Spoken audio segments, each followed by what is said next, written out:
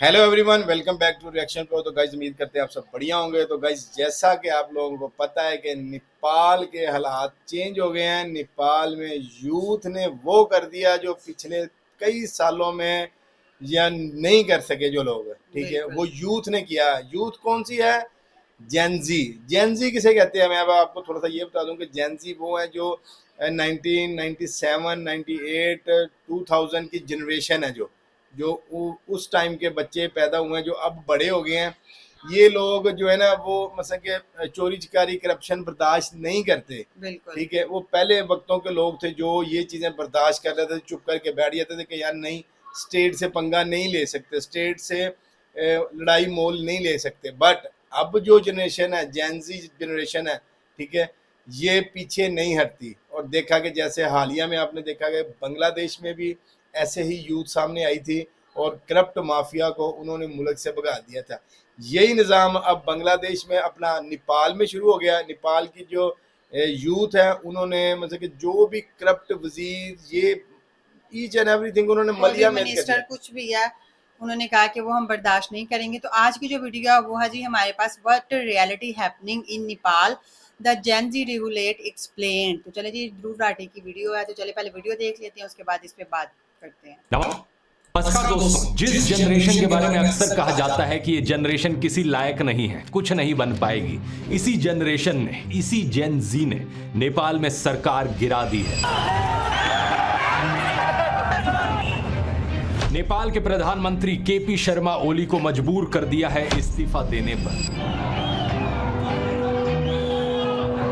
अब वो अलग बात है कि प्रोटेस्ट इस हद तक पहुंच गए हैं कि प्रधानमंत्री के घर पर भी आग लगा दी गई है। पार्लियामेंट भी आग की लपटों में घिर चुका है। फाइनेंस मिनिस्टर को तो सड़कों पर निकालकर जूतों से मारा गया प्रोटेस्टर्स के द्वारा। और इसी सब में एक अनफॉर्चुनेट डेथ हुई पूर्व प्रधानमंत्री की वाइफ की, जब उनके घर पर आग लगाई गई। तो ऐसे में सवाल ये उठता है कि आखिर क्या कारण है इस सब गुस्से के पीछे? क्या सिर्फ सोशल मीडिया बैन करने की वजह से हमें ये सब देखने को मिल रहा है?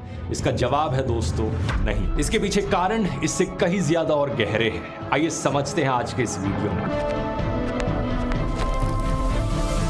ये बात है 8 सितंबर 2025 की। नेपाल की राजधानी काठमांडू में हजारों लोगों की भीड़ इकट्ठी हुई थी प्रोटेस्ट करने के लिए।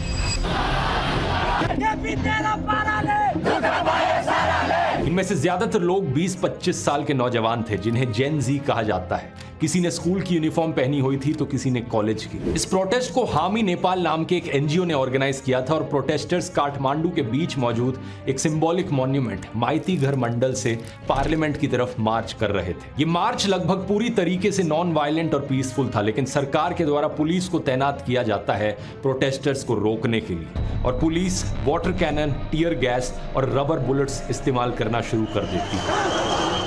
देखते ही देखते पुलिस और प्रोटेस्टर्स के बीच में क्लैश देखने को मिलता है। कुछ प्रोटेस्टर्स पार्लियामेंट कॉम्प्लेक्स के अंदर भी घुस जाते हैं, लेकिन फिर पुलिस जो यहां पर करती है उसे पूरा देश देखकर दंग रह जाता है। पुलिस ओपन फायर कर देती है प्रोटेस्टर्स पर, सीधा लाइव बुलेट से। कम 19 प्रोटेस्टर्स यहां पर मारे जाते हैं। 400 से ज्यादा लोग घायल हो जाते हैं। ये कोई रबर बुलेट्स नहीं थी, बल्कि एक्चुअल बुलेट्स थी। मरने वालों में से एक 12 साल का बच्चा भी था। जाहिर सी बात है, इस तरीके की तानाशाही देखकर कोई भी चुप नहीं बैठना चाहेगा। जैसे ही ये खबर फैलती है जनता में, और लोग सड़कों पर आ जाते हैं प्रोटेस्ट करने के लिए। प्रोटेस्टर्स की संख्या बड़ी तेजी से बढ़ जाती है। पूरी की पूरी सड़क लोगों से घिर जाती है। सरकार कंट्रोल बनाए रखने के लिए दोपहर के 3:30 बजे कर्फ्यू लगाने की कोशिश करती है, लेकिन फिर भी कुछ नहीं होता। प्रोटेस्ट और बढ़ते जाते हैं। काठमांडू के अलावा पोखरा, बुटवल, भरतपुर और दमक जैसे शहरों में भी प्रोटेस्ट होने लगते हैं।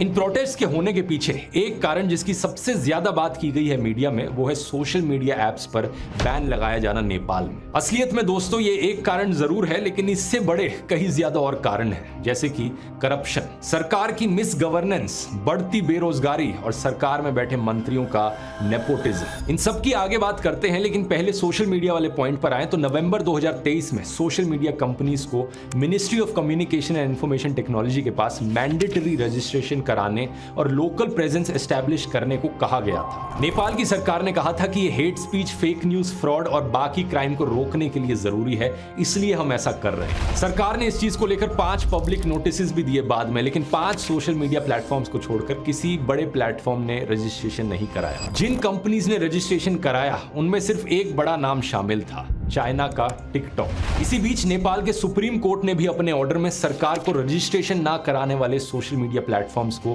बैन करने की अनुमति दे दी थी। फिर इसी साल 28 अगस्त की बात है, सरकार सोशल मीडिया प्लेटफॉर्म्स को कहती है कि 3 सितंबर तक खुद को रजिस्टर कराओ, नहीं तो बैन लगा दिया जाएगा। लेकिन ज्यादातर सोशल मीडिया कंपनीज ने ऐसा नहीं किया और इसी कारण से 26 सोशल मीडिया प्लेटफॉर्म्स देश से बैन हो गए। Facebook, Instagram, WhatsApp, YouTube, Snapchat और ट्विटर जैसे लगभग सभी बड़े सोशल मीडिया प्लेटफॉर्म्स इसमें शामिल थे, एक्सेप्ट टिकटॉक। प्रोटेस्टर्स का कहना है कि सरकार ने सिर्फ इसलिए किया था ताकि वो सोशल मीडिया प्लेटफॉर्म्स को कंट्रोल कर सके और जनता की आवाज दबा सके। Social media banned by the government, extremely it is against our freedom of speech and they want to control us just like a dictator. Social media पर बहुत से वीडियोस वायरल हो रहे थे जो सरकार में करप्शन और नेपोटिज्म को एक्सपोज कर रहे थे। सरकारी मंत्रियों के नेपो किड्स और उनके लैविश लाइफस्टाइल्स को एक्सपोज किया जा रहा था। असल में नेपाल की यंग पॉपुलेशन में करप्शन, बेरोजगारी और इकोनॉमिक इनइक्वालिटी को लेकर बहुत ज्यादा गुस्सा है। 2024 में नेपाल में यूथ अनएम्प्लॉयमेंट रेट 20.82% पर था। सोचकर देखो, हर 5 में से 1 नौजवान बेरोजगार। यहाँ नई जॉब्स बहुत कम क्रिएट हो रही हैं और लोगों को जॉब्स ढूंढने के लिए दूसरे देशों में माइग्रेट करना पड़ रहा है। हालत इतनी खराब है कि हजारों लोग तो केवल पैसे के लिए रशिया यूक्रेन वॉर तक में लड़ने चले गए। सही सुना आपने दोस्तों। फरवरी 2024 तक नेपाल के लगभग 15,000 से ज्यादा लोग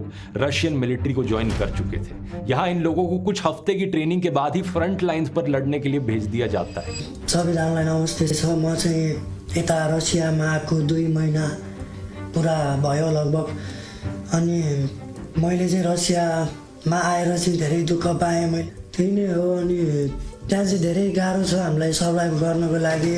और इसी कारण से रशिया यूक्रेन वॉर में कई सारे नेपाली सिटीजन्स भी मारे गए हैं। मौत का खतरा होने के बावजूद ये लोग रशिया जाते हैं क्योंकि नेपाल में इनके लिए जॉब अपॉर्चुनिटीज इतनी कम है और रशिया अपनी आर्मी को ज्वाइन करने के लिए इन्हें लुक्रेटिव ऑफर्स देता है। कुछ फाइटर्स का कहना है कि वो बोनस और सैलरी मिलाकर $4,000 पर मंथ कमा लेते हैं, जो 5 लाख नेपाली रुपए से ज्यादा होता है। अब इन हालातों को देखकर अगर नेपाल के पॉलिटिशियंस थोड़ी हमदर्दी दिखाते, थोड़ी एम्पैथी दिखाते तो शायद सिचुएशन इतनी बिगड़ती नहीं। लेकिन हुआ इसका उल्टा ही। नेपाल में पॉलिटिशियंस के बेटे अपने लग्जरियस लाइफस्टाइल को शो ऑफ करने लगे। एकातिर नेपाली नेताका छोराछोरी र नातिनातिनाहरूले कति आरामदायी जीवन बाँचिरहेका छन् भन्ने देखाउने तस्बिरहरू, जसमा उनीहरूको विदेश ट्रिप, शानदार पार्टी अनि महँगो सामानहरूको कलेक्सन देखिन्छ। सोशल मीडिया पर लोगों ने इस आयरनी को देखा और लोग आवाज उठाने लगे। #NepoKids ट्रेंड करने लगा। जब बाद में सोशल मीडिया एप्स पर बैन लगाया गया तो टिकटॉक्स को ऐसे वीडियोस से फ्लड कर दिया गया नेपाली लोगों के द्वारा, नेपाली यूथ के द्वारा। इन वीडियोस में बस एक सिंपल सा कंपैरिजन दिखाया गया आम नेपाली की डेली लाइफ में आने वाली परेशानियों का और पॉलिटिशियंस के बच्चों के लैविश लाइफस्टाइल का। नेताओं के बच्चे जो डिजाइनर क्लोथ्स में घूमते हैं और लग्जरी गाड़ियां शो ऑफ करते हैं। टिकटॉक पर भी #NepoKids और #NepoBaby ट्रेंड करने लगा। 8 सितंबर को हुए प्रोटेस्ट में भी एक पोस्टर पर लिखा था, पॉलिटिशियंस के बच्चे विदेश से गुची के बैग्स लेकर लौटते हैं और आम लोगों के बच्चे ताबूतों में यानी कि कॉफिन्स में लौटते हैं। ये रशिया यूक्रेन वॉर में मारे जाने वाले नेपालीज की तरफ इशारा था। वैसे यहाँ पर दोस्तों अगर आपको किसी भी लेटेस्ट न्यूज से रिलेटेड कोई भी सवाल है तो अब आप डायरेक्टली AI फिएस्टा से पूछ सकते हैं, क्योंकि AI फिएस्टा में अब वेब सर्च की फंक्शनैलिटी लाइव जा चुकी है। ऑप्शन भी एक बहुत बड़ा मुद्दा है नेपाल में। नेपाल का यूथ 70+ के सेम पॉलिटिशियन से फ्रस्ट्रेट हो चुका है, जो बारी बारी से सरकार बनाते हैं,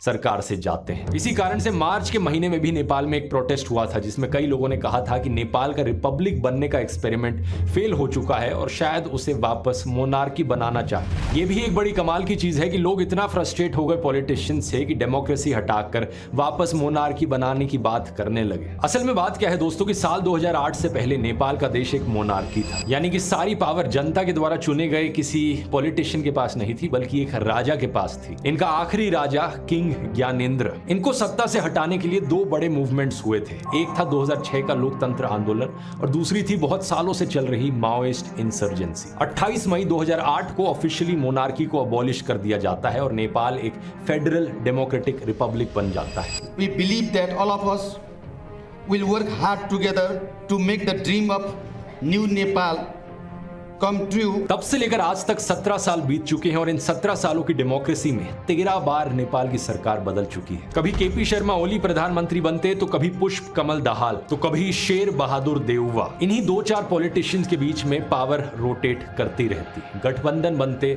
और कुछ महीनों बाद ही टूट जाते। नेपाल में 2 डोमिनेंट पॉलिटिकल फोर्सेज हैं, नेपाली कांग्रेस और नेपाली कम्युनिस्ट। नेपाली कम्युनिस्ट की 2 मेजर पार्टीज हैं, communist party of Nepal united Marxist and Leninist और communist party of Nepal Maoist centre. यही पार्टीज आपस में और छोटी पार्टीज के साथ अलायंस करके सरकार बदलते रहे, लेकिन इन तीनों पार्टीज के ही हेड्स पर करप्शन का आरोप लगा है। नेपाली कांग्रेस के head former PM Sher Bahadur Deuba पर एयरक्राफ्ट परचेज में इलीगल कमीशन लेने का आरोप है। उनकी पत्नी आरजू राणा देउवा, जो अभी नेपाल की फॉरेन अफेयर्स मिनिस्टर हैं, उन पर नेपाली सिटीजन्स को फेक डॉक्यूमेंट्स के जरिए भूटानीज नेशनल्स दिखाने का आरोप है। ऐसा करने से उन्हें रेफ्यूजीज के तौर पर अमेरिका भेजा जा सके। सीपीएन एमसी के हेड और 3 बार प्राइम मिनिस्टर रह चुके पुष्प कमल दाहाल पर माओइस्ट गोरिल्ला फाइटर्स के लिए आए पैसों को डाइवर्ट करके अरबों रुपए खुद लेने का आरोप है। और सीपीएन यूएमएल के हेड और current prime minister KP Sharma Oli पर भी एक करप्शन केस चल रहा है, क्योंकि उन्होंने सुप्रीम कोर्ट के एक आदेश को वायलेट करते हुए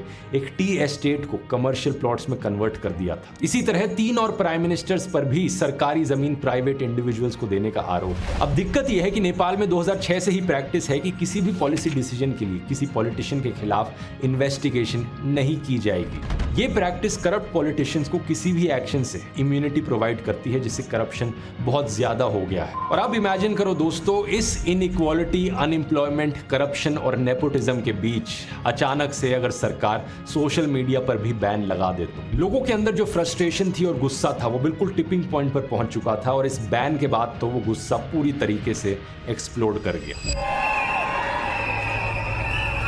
असल में बात क्या है कि सोशल मीडिया ऐप्स पर बैन लगाने से नेपाल में एम्प्लॉयमेंट के जो थोड़े बहुत जरिए भी बचे थे वो भी खतरे में आ गए। नेपाल की इकोनॉमी में टूरिज्म एक बहुत बड़ा रोल प्ले करता है, जो आउटरीच और बुकिंग्स के लिए सोशल मीडिया पर बहुत डिपेंडेंट है। इस बैन ने इस टूरिज्म इंडस्ट्री को पूरी तरीके से डिसरप्ट कर दिया। इसके अलावा लाखों नेपाली फैमिलीज भी इंपैक्ट हुई, जो ऑनलाइन मैसेजिंग ऐप्स का इस्तेमाल करती थी विदेश में काम करने वाले अपने फैमिली मेंबर से कॉन्टैक्ट करने के लिए। एक एस्टिमेट के अनुसार जॉब्स और स्टडी के लिए लगभग 70 लाख से ज्यादा नेपाली बाहरी देशों में रहते हैं। इन चीजों ने दोस्तों इस प्रोटेस्ट को और ज्यादा फ्यूल कर दिया। और फिर जब लोग दोस्तों पीसफुली सड़कों पर उतरे प्रोटेस्ट करने के लिए, तो नेपाल की सरकार ऐसे रिएक्ट करती है जैसे ही कोई अथॉरिटेरियन सरकार हो। प्रोटेस्ट भी नहीं करने देना, पुलिस को उतारो और लोगों पर गोलियां चलानी शुरू कर दो। सरकार अपने बैन को डिफेंड करने के लिए वही नेशनलिज्म का पुराना आर्ग्यूमेंट का सहारा भी लेती है, जो अक्सर सरकारें अपने खिलाफ क्रिटिसिज्म को दबाने के लिए करती हैं। प्रधानमंत्री कहते हैं कि वो एरोगेंस के खिलाफ है, कुछ ऐसा स्वीकार नहीं करेंगे जिससे देश कमजोर हो जाए।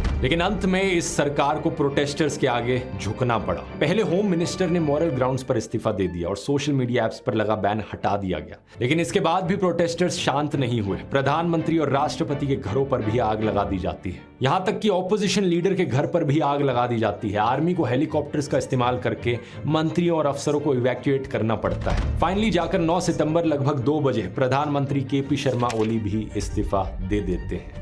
अभी की सिचुएशन ये है दोस्तों, जिस समय मैं वीडियो बना रहा हूं, कि प्रोटेस्ट खत्म नहीं हुए हैं। सिस्टमैटिक रिफॉर्म्स की मांग की जा रही है। नेपाल के आर्मी चीफ ने नेशन को एड्रेस किया है और पीस की मांग करी है। नेपाल का देश एक लाइव एग्जांपल है दोस्तों कि क्या होता है जब जनता की आवाज को पूरी तरीके से खत्म करने की कोशिश की जाती है, जब करप्शन, नेपोटिज्म और बेरोजगारी जैसे असली मुद्दों को इग्नोर कर दिया जाता है। ये दुनिया की सभी सरकारों के लिए एक लेसन है कि कभी भी जनता को इतना मत इग्नोर करो कि हालात इस कदर बिगड़ जाएं। क्योंकि बात यहाँ ये भी है दोस्तों कि अगर हालात इस कदर बिगड़ जाते हैं तो देश में कंट्रोल वापस लाना बहुत मुश्किल हो सकता है। इन प्रोटेस्ट का फायदा उठाकर कुछ एंटी डेमोक्रेसी ग्रुप्स वापस मोनार्की लाने की बात कर सकते हैं, लेकिन वो सही रास्ता नहीं होगा। जो भी सोल्यूशन निकलना है वो एक डेमोक्रेटिक सेटअप में ही होना चाहिए। और मैं उम्मीद करता हूं यहाँ पर नेपाल के देश के लिए एक पीसफुल और लॉन्ग टर्म सोल्यूशन निकल पाएगा। यहाँ पर अगर आप कुछ इंस्पिरेशन चाहते हैं कि कैसे देश को सही राह पर ले जाया जा सकता है, तो ये वाला वीडियो देख सकते हैं मेरा, जो कि सिंगापुर की केस स्टडी है। इसमें मैंने डिटेल में बात करी है कि कैसे सिंगापुर एक बहुत ही गरीब देश था एक समय पर,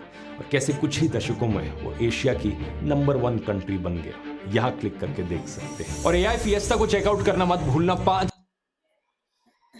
वाकई यार, ये देखो, कहते हैं ना यूथ जो है ना वो कहते हैं यूथ सब कुछ कर सकता है। अपनी आई पे अगर यूथ आ जाए ना तो यूथ के लिए कोई चीज़ बड़ी नहीं है, ठीक है। बट ये है कि गवर्नमेंट को सोचना चाहिए कि यार जो पढ़ रहे हैं, ठीक है, इनका फ्यूचर क्या है। फिर देखा जाए ना तो ज्यादातर लोग इसी वजह से फ्रस्ट्रेट हुए हैं कि क्योंकि लोगों ने देखा कि यहाँ पे तो इतनी अनएम्प्लॉयमेंट है और ये जो मिनिस्टर्स के बच्चे हैं और ये सारा कुछ है, ये बाहर जाके इंजॉयमेंट कर रहे हैं, महंगे महंगे पर्स खरीद रहे हैं, लग्जरीज गाड़ी में घूम रहे हैं, ये सारा कुछ जो था। उसके अलावा देखा जो लास्ट में जिस पे सबसे ज्यादा उन्होंने फ्रस्ट्रेशन की है वो ये थी कि सोशल मीडिया बैन किया जा रहा है, कि जो लोगों की आवाज थी वो इस वजह से उसको दबाई दबाया जा जा रही रहा थी था। क्योंकि वहां पे लोग उनकी लाइफस्टाइल को सामने दिखा रहे थे हाँ, कि जी ये जो चीजें हैं लोगों को सच, जिन नहीं, लोगों को नहीं ये भी पता था उन तो लोगों को भी पता चल ये रहा भी था। तो गलत है ना कि एक आम आदमी जो है ना उसका लाइफस्टाइल और एक जो मिनिस्टर, जो वजीर हैं, जो जो लोगों के ऑन पे बने ठीक हैं, है,